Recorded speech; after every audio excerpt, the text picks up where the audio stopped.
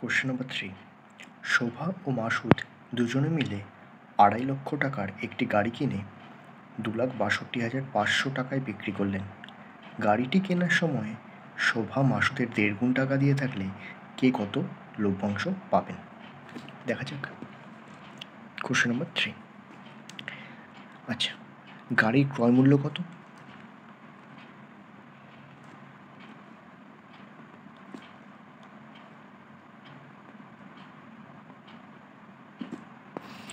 গাড়ির ক্রয় মূল্য হচ্ছে সমান 2,50,000।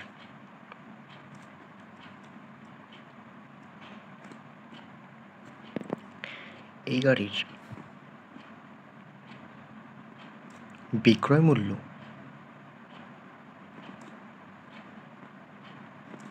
সমান 2,62,500 টাকা। দেন গাড়িতে লাভের পরিমাণ, গাড়ি বিক্রি করে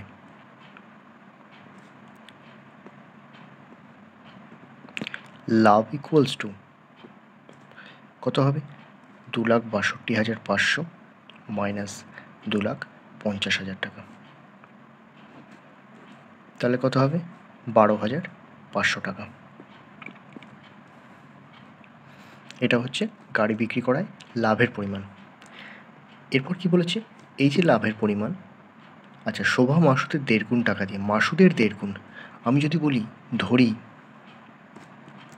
মাসুদের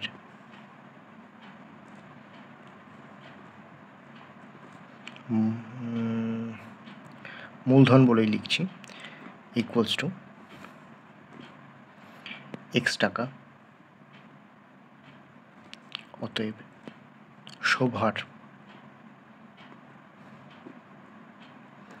শোভার মূলধন কত হবে? শোভার মূলধন হবে এর 1.5 গুণ বলেছে, এটা গুণ 1/1 সমান সমান এক্স গুণ 2 প্লাস 1 3, 3/2 সমান সমান 3x/2। ওকে, তাহলে এটা হয়ে যাবে টাকাতে। অতএব বলতে পারি মাসুদ ও শোভার মূলধনের অনুপাত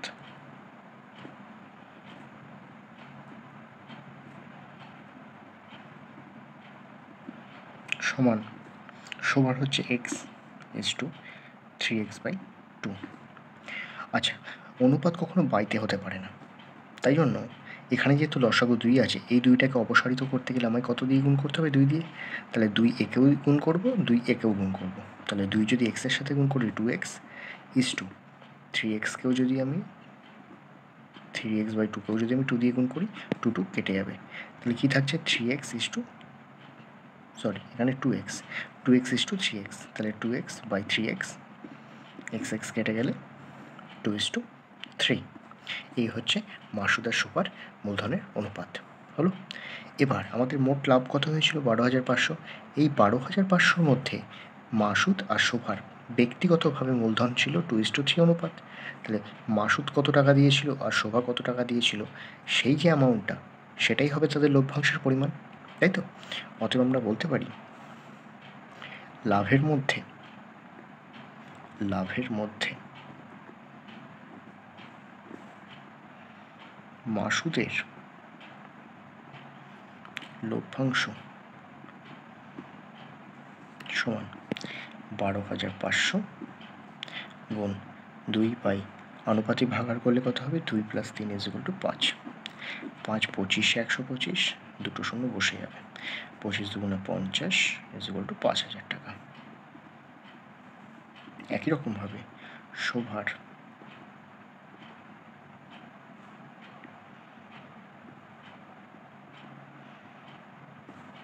= 12,500 গুণ 3/5, এগেন 2500, 3 25 75 টাকা।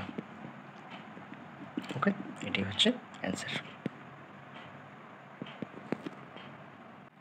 Question number 4।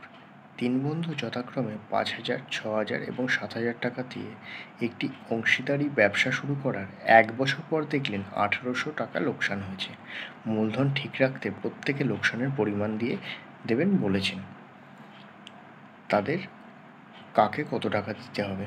তার মানে একই অঙ্ক, তাহলে তিনজনের মূলধনের অনুপাতটাকে বের করতে হবে।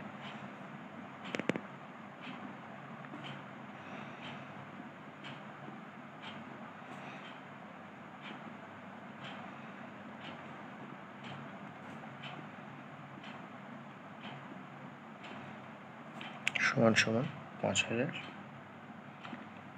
ইস্টু 6,000 ইস্টু 7,000, তাহলে 0 0 0 0 0 0 and 0 0 0, 5:6:7। এটা পেলাম কি? তাদের মূলধনের অনুপাত। এবার বৎসরান্তে মানে বছরের শেষে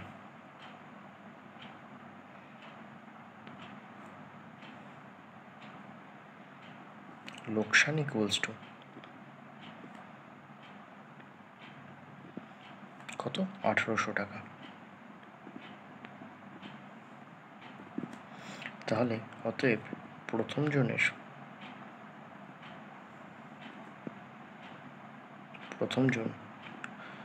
লোকসানের দেবেন ইকুয়ালস টু টোটাল কত? 1,800 টাকা।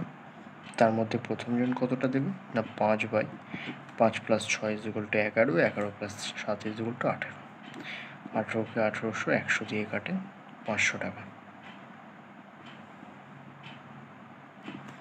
অতএব